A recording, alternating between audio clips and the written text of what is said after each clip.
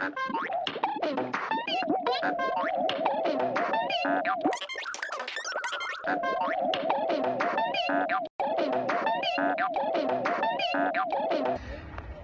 man who has put all his passion into making London an amazing place and for caring for all Londoners and making sure that London is a place of a home and a heart for everybody who needs a home and a space to feel welcome. So please welcome the Mayor of London, Sadiq Khan.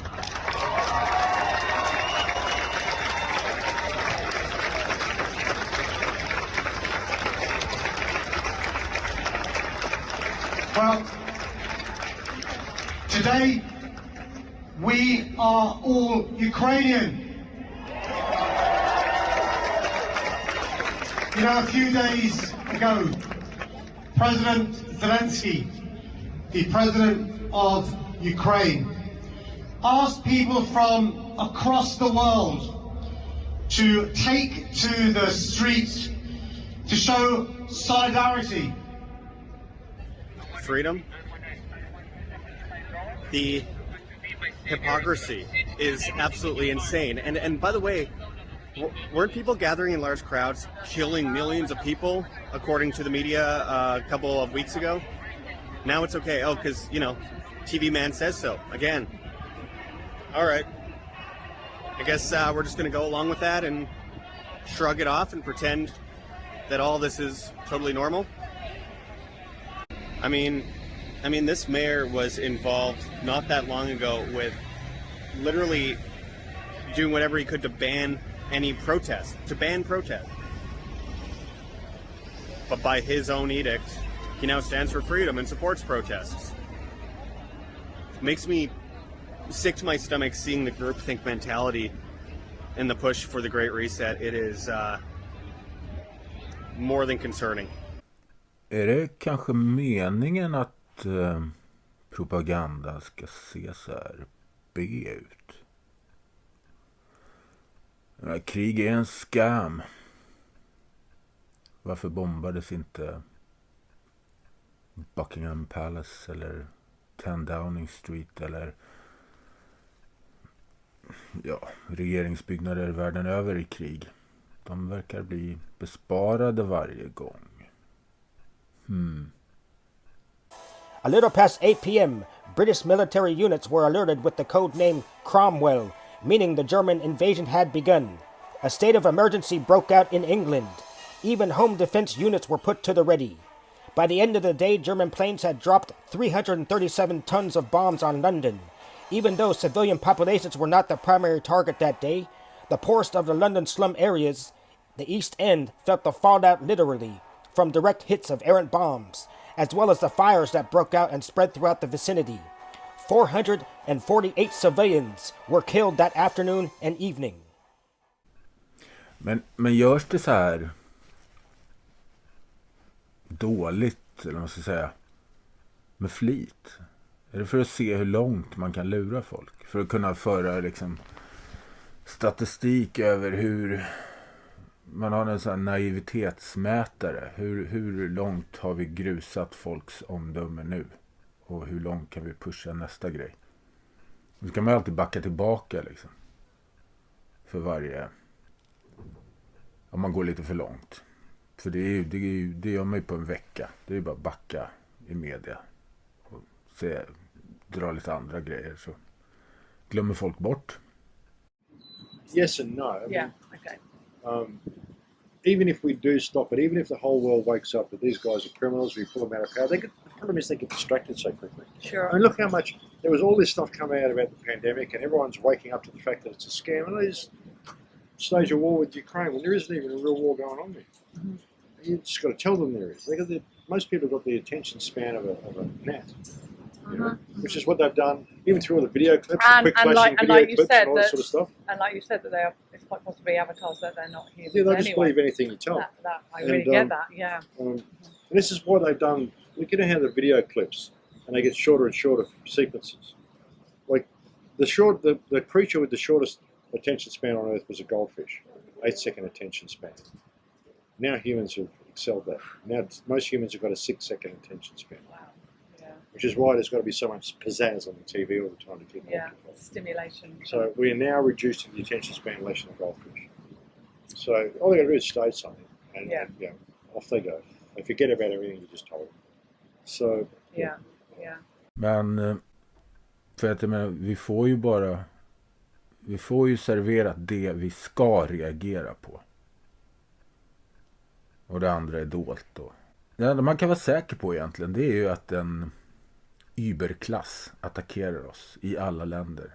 Alltså våra egna regeringar och styrande. Toppklassen liksom.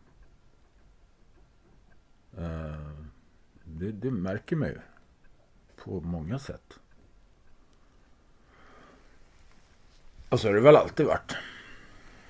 Jag menar, det här klassiska exemplet Sveriges skyhöga skatter som är, alltså det är på slavnivå. Men de har finulat till det så att det känns ändå som att man har det ganska bra. Men det börjar ju märkas nu då. Jag menar, ett friskt samhälle skulle ju ha låga skatter. Och då skulle man ju per automatik ta hand om sig själv och andra på olika sätt. Man lägger pengarna där de behövs helt enkelt, på riktiga saker som sjukvård och sådär. Man har inte liksom alla de här andra miljarderna till de galna projekten. De skulle inte finnas då på det sättet. Och då skulle inte sånt här kunna ske. Men mitt i allt det här nu som håller på då håller ju VehåO på med det här Pandemic Treaty. Och det är ju ganska oroande på ett sätt. Man vill att länderna ska skriva under ett fördrag då, eller vad man kallar det, ett kontrakt som då skulle kunna innehålla sånt här som bindande lockdowns eller tvångsmedicinering av olika sätt och olika biodata-insamlingar och sådana saker. Det hänger väl ihop lite med det här att man vill ändra i grundlagen också nu här. Lite sådär, pratas inte så högt om.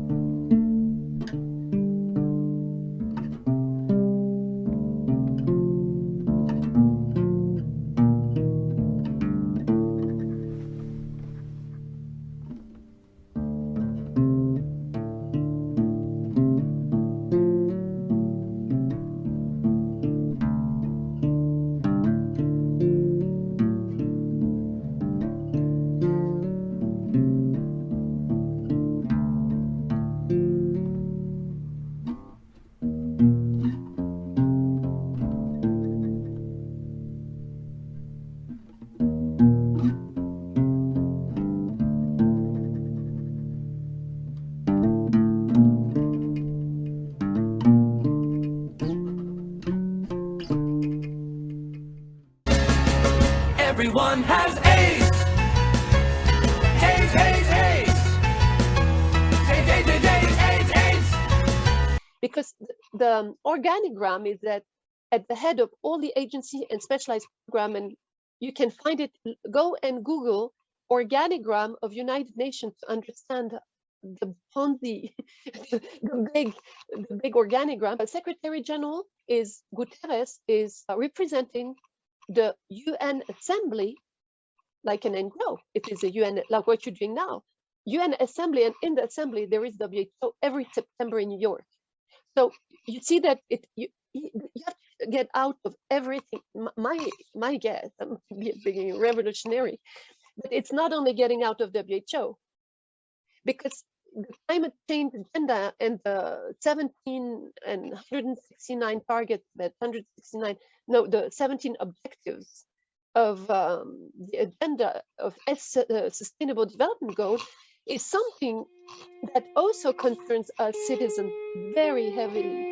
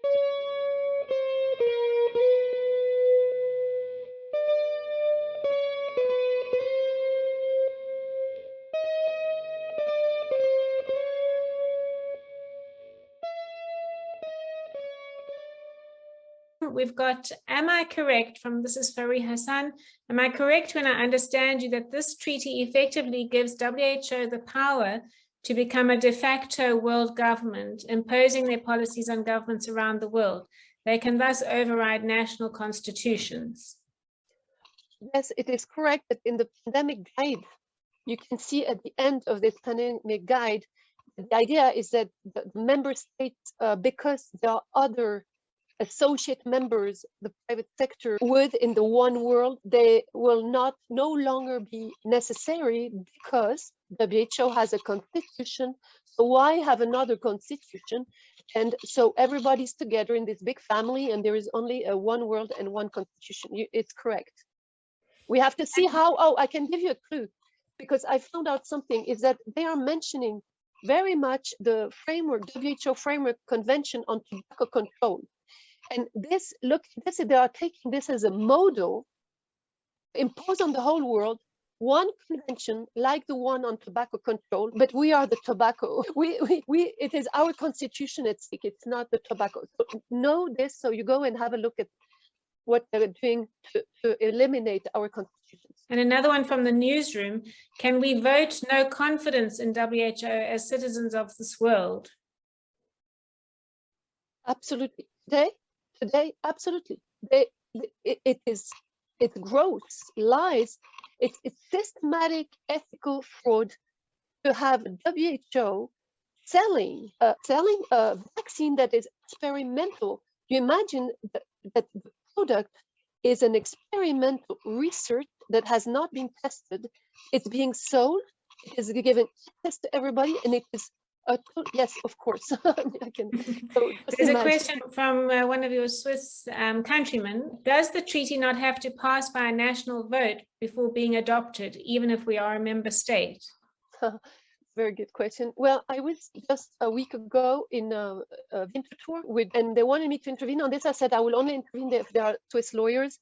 And there was also Rainer Filmich who intervened, and Philippe Kruse, and we were discussing this exactly. And he found a breach in our law, because the problem, you have to go and look in your constitution or in your academic law, and we have in Switzerland Article 6 has a breach, and it says that the law of the people and the citizens will always be superior to any international law. So we have a hope in Switzerland. Now, look in your country, if you find this little gap where you can use to turn over the power to yourself as citizens. Yeah, and there's a few other questions that are similar in vein, really, with people just saying, surely there's so much evidence that they really don't have they really don't have the justification for seizing any more power, or suggesting that they are in a position to advise or guide us in any way. So it's a bewilderment, frustration coming through with the questions, just who on earth do they think they are? But yeah, they have to, people have to understand this is a global hack. Biohack, it's global. So they have organized the whole world through the Minister of Health, the Minister of Work, the Minister of Telecommunication. And this is what we have to dismantle. So we can see that big organizations that usually in WHO have a lot of power are CDC, which was one of the guidelines with FDA of all the measures. We were having people, we were teaching there, and they always knew them better. Before CDC was an army and military, I guess it still is. But, so now we see that CDC is admitting failure. That you see that FDI is making failure. You see that Fauci is in the procedure of being judged. So the whole castle is falling down because of CDC. It has to admit. In the US, Pfizer has to admit Fauci is going to fall. You know what I mean? It's not arrested because the whole castle of cards has to fall. But it is, I think, through this that WHO and this will be dismantled, and through our action. They really need us to do that so we can take it all down. Absolutely, we can do this. We agree with you. It's already started already. Yeah, with everybody watching and spreading the word, we can definitely do this and stop them in their tracks. Men ja, vi vet ju att i Kanada då fryser man folks bankkonton för att de har donerat till en organisation som blev olaglig när de sa att den var det. Det är totalt tyranni. Nu får de tillbaka sina pengar liksom. Helt godtyckligt, utan procedur eller någonting. De bara skäl liksom. Man skäl, totalt tyranni. Det är vad det är liksom. Och Trudolf, han tycker att han tillhör den liberala demokratin då i med det. Charmer, and you know why he's in power. He has got charisma coming out his ears. What a charmer. Och så, ja. Den humanitära stormakten Sverige. Vi väljer krigsupptrappning istället för fredsförhandling. Och ganska fort. Ganska direkt hakar vi på och skickar vapen och sånt. Det var liksom ingen snack. Propagandan bara pumpades ut direkt liksom. Med puttler. Och vi valde sida då, eller man ska säga. Nu är det ju mycket möjligt så att vi faktiskt är på Putlers sida också. För att allting är bara en jätteskam. Det vet man ju liksom inte. Men det är inte alls omöjligt med tanke på hur de brukar operera.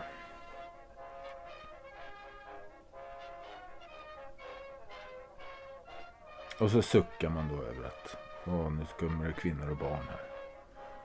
Men nyss så välkomnade man män i drivor.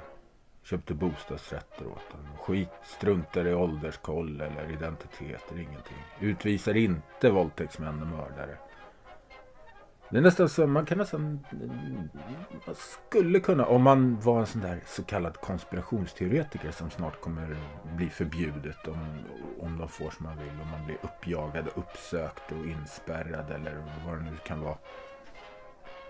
Man skulle nästan kunna tro att de är ute efter att skapa kaos. För det är väl så här man i så fall skulle göra. Vilka initiativ och beslut som vi har tagit för att möta de utmaningar som Sverige har, både nationellt och internationellt. Sen 2017, som flera av er nog känner till, så har vi bland annat tillsatt Agenda 2030-delegationen som fick i uppdrag att lämna underlag till regeringen för att stödja och stimulera genomförandet av Agenda 2030. Och regeringen tog också fram en handlingsplan för agendan som ju har hjälpt oss att ta många viktiga steg framåt. Förra året så presenterade regeringen som sagt en proposition för genomförande av Agenda 2030 och riksdagen antog den här propositionen med ett övergripande mål som anger att genomförandet ska ske genom en nationell och internationellt samstämmig politik och att det också ska integreras i övriga politiska processer. Så det här ska inte vara ett spår vid sidan av den övriga politiken utan tvärtom gå in i alla politiska frågor. Och genomförandet ska också präglas väldigt tydligt av agendans mål om att ingen ska lämnas utanför. Regeringen kommer att fortsätta följa upp det samlade arbetet med att nå det riksdagsbundna målet om Agenda 2030. Och det kommer vi göra genom en skrivelse till riksdagen vartannat år. Och den första rapporteringen kommer att ske under nästa år, 2022. Så då kommer vi ta ytterligare ett steg framåt i genomförandet. Hållbar utveckling ska som sagt genomsyra och vägleda all politik som vi bedriver fram till 2030. Och Sverige ska driva på för genomförandet av Agenda 2030 och verka för att nå de globala målen för hållbar utveckling. Både nationellt, där vi har sagt att vi ska vara de som går först, men också internationellt. Och i det arbetet så är det också viktigt att påminna om att agendan visserligen sträcker sig till år 2030, men att arbetet för en hållbar utveckling ju knappast stannar där, utan det präglas av långsiktighet och en uthållighet som måste också gå bortom 2030. Så det är viktigt att ha med sig det perspektivet. En väldigt central utgångspunkt det är ju för att vi ska genomföra det här, det är ju de riksdagsbundna målen som gäller för respektive utgiftsområde i statsbudgeten. Och Sverige har också i hög utsträckning lagstiftning och riksdagsbundna mål som väldigt väl också motsvarar delmålen i Agenda 2030. Och att genomföra åtgärder för att nå de här riksdagsbundna målen är därför också helt avgörande för att vi ska kunna nå målen och delmålen i Agenda 2030. Så det hjälper oss väldigt mycket på traven. Jag är ju väldigt glad. Eller är det bara missriktad godhet och det råkade bli lite fel? Är det så? Trots att alla de här tänkande strategerna och informationsinsamling och undersökningar och trots det så har man inte kommit fram till att det inte blev så bra. Ja, nej, man kan ju undra. Det kanske aldrig har handlat om humanitet, humanitär tänkande och hjälp liksom. Men jag tror man ska sluta hoppas eller tro att de ska ändra sig eller att nu kom det en ny politiker här som nu verkar det bra. Nej men titta, nu lovar de det här. Ja men då så. Då har det blivit bättre. Jag tror att systemet är helruttet hela vägen. Och att man ska se dem för vad de är. De är mordiska psykopater. Högre upp. Eller så är de självupptagna nyttiga idioter lite längre ner då.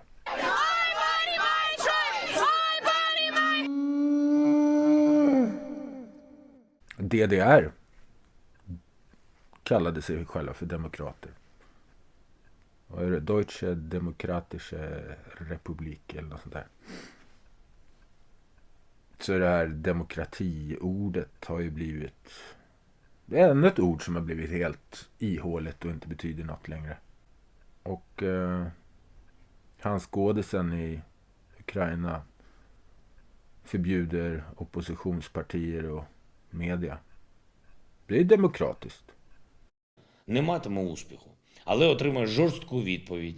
І тому Рада національної безпеки та оборони України вирішила, враховуючи повномасштабну війну, розв'язану Російською Федерацією та зв'язки деяких політичних структур з цією державою, призупиняється будь-яка діяльність низки політичних партій на час воєнного стану, а саме. These are not just fringe parties. Some of them do have seats in parliament. In fact, the opposition platform for life has 44 of the 450 seats in Ukraine's parliament. As such, what this represents is an authoritarian power grab. Under martial law, he has now outlawed 11 different left-wing political parties. He, of course, has accused all 11 of having ties to Russia. Yes, all 11 parties are allegedly puppets of the Kremlin. This includes one of the oldest parties in Ukraine, the Socialist Party of Ukraine. But this is actually not anything new in Ukraine. In 2015, after the US-backed coup, the Communist Party of Ukraine was outlawed. and communist symbols and slogans were also banned. Now keep in mind that this is happening as the neo-Nazi Azov battalion continues to be part of Ukraine's National Guard. There are now many videos of the Azov battalion doing some horrible things in Ukraine, from publicly flogging alleged looters to holding people hostage. There are also serious questions about the Mariupol theater bombing and the fact that this could have been a false flag attack staged by the Azov battalion. Yet Zelensky and Western governments continue to back the Azov battalion, even while Zelensky is banning left-wing political parties in Ukraine. Now, this is important for several reasons. One, of course, is the fact that political parties should be part of a democracy. Another is the fact that this information is being largely censored in the West. The idea that you as an individual cannot be more important than the objectives of the state is certainly a strange concept. But beyond that, there's another very important point here, which is that even though Zelensky made this very passionate statement and has already instituted the rules to block and ban 11 political parties, he offered absolutely zero, no evidence of any connection to or ties with Russia. In fact, he merely proclaimed that 11 opposition parties are involved with Russia and issued an order for them to become illegal. But it doesn't stop there. Since February 24th, Ukraine has been operating under martial law, and Zelensky just signed a decree that would combine all national TV channels into one platform, citing the importance of, quote, unified information policy under martial law. Again, this is not a concept of democracy. Free speech and freedom of the press is absolutely a concept in democracy, but the idea of one unified source of information that comes at the hands of the government, that is totalitarianism. It is a dictatorship.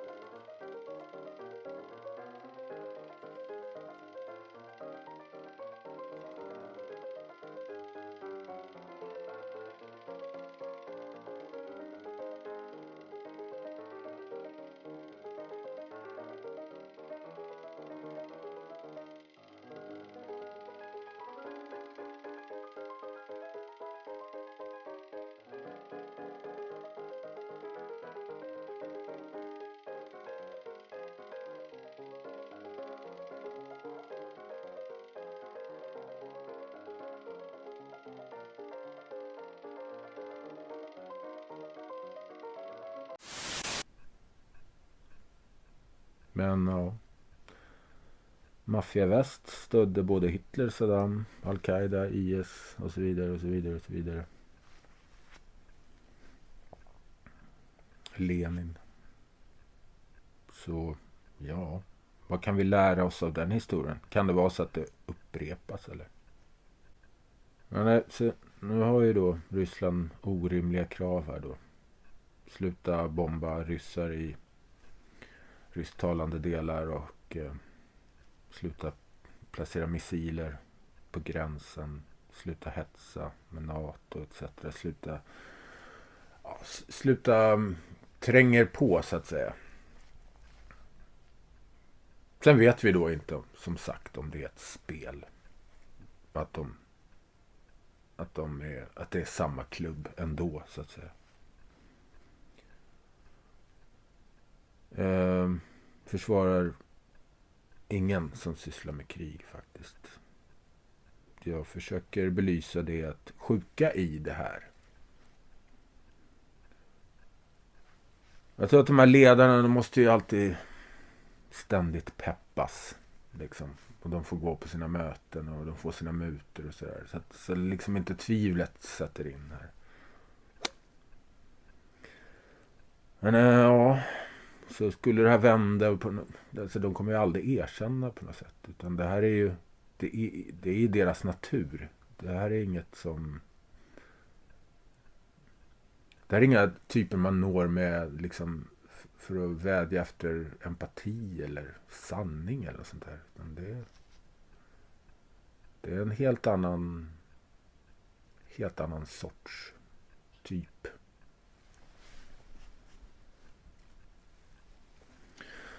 Så matas vi med det här med höger versus vänster. Jag skulle nog säga att det är snarare auktoritärt versus frihet. Och det finns frihetstänkare inom både höger och vänster. Även om höger och vänster är... Ja, vad ska man säga om det egentligen? Vad betyder det? Är det olika skattepolitik? Är det typ så man kan tänka? Men det är egentligen bara olika tillvägagångssätt för auktoritärt styre. I slutändan så blir det ju det liksom. Det är ju så. Ja, ska man se positivt på en vinst i allt det här och framöver i framtiden, eller ska man se negativt och att det blir förlust på allting och att det bara skiter sig? Personligen så hänger det där på dagsformen för mig. Alltså jag kan vara väldigt positiv att det här kommer lösa sig. Det finns rätt mycket som tyder på det. Samtidigt som man kan bli väldigt negativ. När man inte ser, alltså när man ser folk hålla på och heja på den här grejen. Jag tror inte folk riktigt har satt sig in i tanken hur det kan vara att befinna sig i ett krig.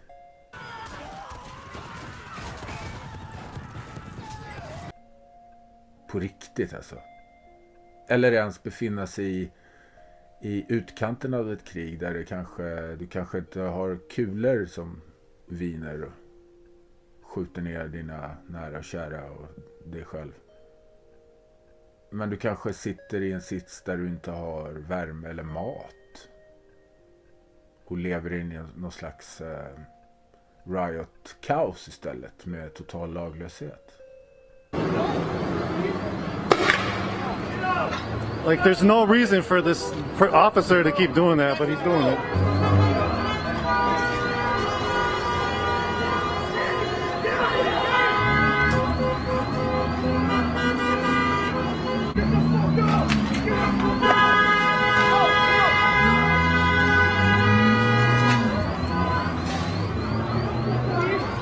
Police are just pushing everybody. People aren't coming out with anything in their hands.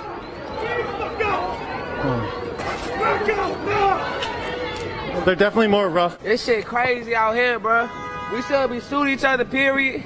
At this point, we just fucking up shit to fuck up shit. But we still mad. That's my whole point, though. We still mad. Okay, he killed himself. We still mad. What up, Breonna Taylor? You know what I'm saying? Jacob, you know what I'm saying? Oh, see, we still going hard for Trayvon, man. We still going hard for all that shit, man. We ain't forget. So this is our opportunity to still prove a message, you know what I'm saying? This is the land of the free anyway. Don't burn down my soul. Come on, Carl. I worked too hard for this. People don't even understand nothing. Come on. It's not right. It's not right. It's not right what y'all doing. I came from the ghetto too. Same as all of you did. Y'all need to listen. But you know, y'all mess up my business.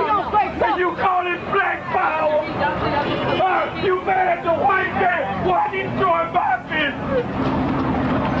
Why destroy my truck? Why steal my computer? I'm trying to make it. Could you understand that? Can't y'all see it? I'm trying to make it. Det finns ju många effekter av det här. Men folk verkar inte, de tänker så här, nu ska vi skickar in vapen här så kan kriga mot en av supermakterna. Det kan nog, hur ska det sluta? Jag menar, har man tänkt igenom det?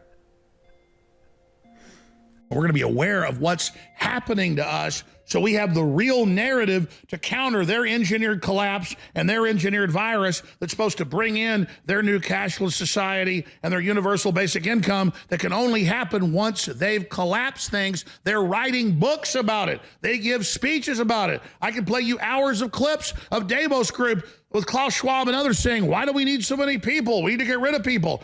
This is an attack on you. This is modern warfare. War never looks like the last war. And this doesn't look like any war you see in movies with aliens landing with laser beams. This is economic, this is cultural, this is biological. This is total, unrestricted warfare against you and your family.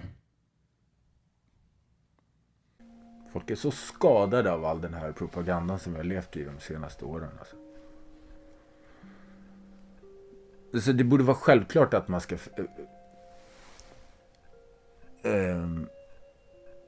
fredsförhandla i första hand. Kriga gör man väl när man blir liksom rent attackerad. Vad ska vi bort dit och hålla på och tjafsa för? Och bara dra in oss i det här. Några få idioter som har kontrollen över det här så kallade landet. De drar in resten av oss i det här. Det är kriminellt alltså. Men det är, jag vet inte, det känns som en sån här 50-50 grej det här. Det kan gå åt ena eller andra hållet. Det är svårt att... Ja, det sägs att det finns liksom, vad kallar man det? White hats eller the patriots har kontroll på det här. Och då man spelar ett spel för att väcka folk och sådär. Ja. Men ja, det kan ju vara så.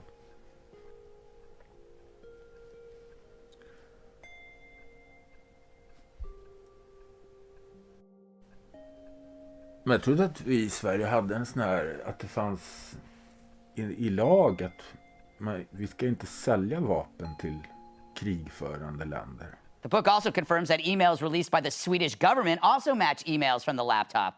I know! Who knew Sweden had a government?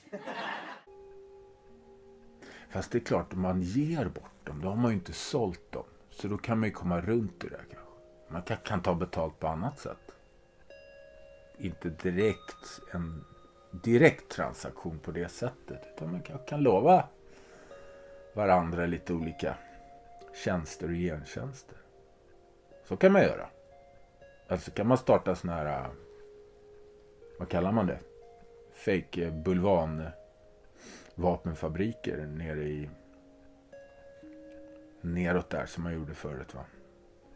Och blev avslöjade. Men det hände ju ingenting där. Var inte det i Saudiarabien? De där typerna. De drog sig bara in i skuggorna sen efter det där. De som hade iscensatt det där. Det är sånt där som Sverige sysslar med. Det är ren maffiaverksamhet alltså. Och det här får man inte prata om, det har man ju märkt.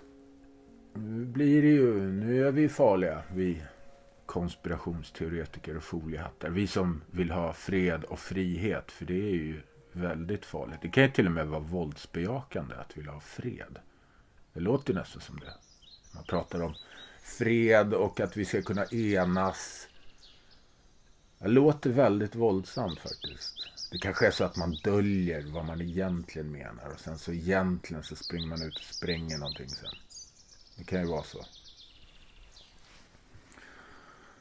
Det är i alla fall det de försöker få det vidare till. Men det är också ett tecken på att de är pressade. Och att det på något sätt har någon form av effekt. Och att det finns människor som fortfarande kan tänka. Det vill man ju inte ha. Det är ju vägen. 1/3 of the European population is not vaccinated. These are 150 million people. This is a lot. And not each and everyone can be vaccinated. So there are very small children, for example, or people with special medical conditions. But the vast majority could. And therefore, I think it is understandable and appropriate to lead this discussion now.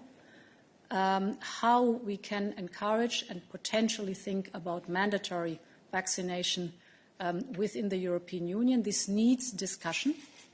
This needs a common approach, but it is a discussion that I think has to be led. Så då måste man börja odla den här, vad ska man säga, tankefiguren då om att fredstörstande, frihetsälskande, sanningssökande, intresserade, funderande människor som vill att vi ska kunna leva med varandra i respekt och fred och frihet. Det är numera så kallat farliga, våldsbejakande konspirationsteoretiker. Kan det bli mer än 1984 i språket än så här? Det kan det säkert. Det kan säkert fortsätta. I slutändan handlar det nog om att kunna köra lögnerna, det är ju redan så, men alltså ännu mer, köra lögnen helt rakt, jätteöppet. Och så ska man bara tiga och erkänna lögnerna. Precis som i de här riktigt hårda diktaturerna. Eller som, var det han Winston, han blev ju, vad var de sa? Hur många fingrar håller jag upp? Så höll han upp 4 tror jag det var. Och så sa han 4. Och så sa han, nej det är 5. Nej det är 4. Nej det är 5. Och så vart det något sån här. Du måste. Det är 5 liksom. Och så till slut så blev han tvungen att tro det. Jag kommer inte ihåg faktiskt. Jag har inte ens läst boken, jag har bara sett filmen. Och det var länge sedan.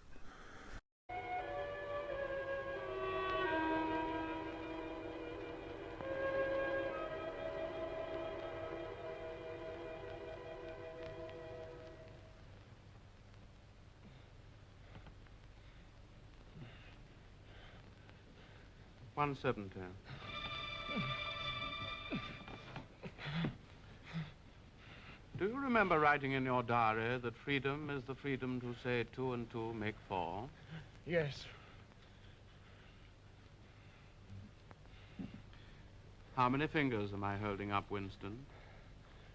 4. And if the party says it is not 4 but 5, then how many? 4. 1/8. How many? 1/90. How many fingers, Winston? 4. 5. 4. Anything you like. Only stop the pain. Stop. Men det är åt det hållet det går i alla fall. Det är upp- och nervänt lugn. Så man får förbereda sig mentalt här tror jag. Och satsa mer på bevara sin själ kanske snarare än eller vara beredd på att man kanske stryker med framöver. Men det finns mycket gott på gång också. Mycket som händer. Det är lite rättegångar mot lite olika folk och sånt där som ligger och puttrar här. Runt hörnet. Så den här Ukraina-grejen, den kom ju väldigt lägligt här faktiskt. Efter den förra grejen. Förra som fortfarande håller på. I allra högsta grad. Förgiftningen här. Vi får la se vad som händer.